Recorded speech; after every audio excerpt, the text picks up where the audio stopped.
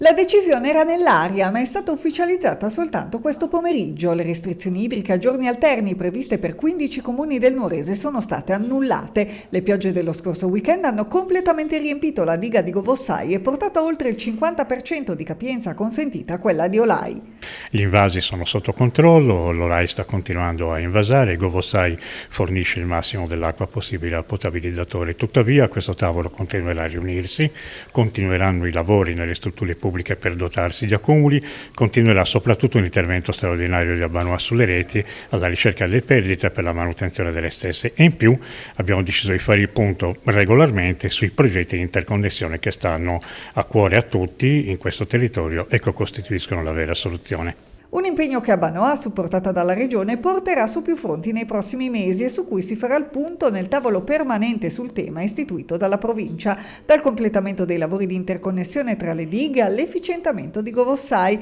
con nuove pompe che serviranno a sfruttare al massimo le risorse, con lo studio della possibilità di invasarla con le acque del lago di Gusana e quello per il rafforzamento delle sue pareti, e poi le riduzioni per almeno il 20% entro la fine del 2025 delle perdite della rete idrica, con l'istituzione di una direzione generale a Abbanoa con sede a Nuoro. Per ora i sindaci tirano un sospiro di sollievo, ma contro la crisi idrica è il momento di passare all'azione. Noi ancora dovremo continuare a lavorare sotto questo aspetto. Cosa intendo per pianificazione? Intanto i lavori infrastrutturali di grossa portata, come le interconnessioni tra le dighe, soprattutto un rifacimento di quelle che sono le reti idriche e poi anche le singole strutture, i singoli enti locali, quindi siamo qui anche per parlare di questo, dovranno adeguarsi proprio nei depositi. Noi chiediamo con forza e fermezza che quei lavori annunciati vengano veramente avviati e non si fermino solo sulla carta. Questa è la priorità più importante per garantire serenità e tranquillità a tutti i cittadini che in questi giorni sono corsi ad acquistare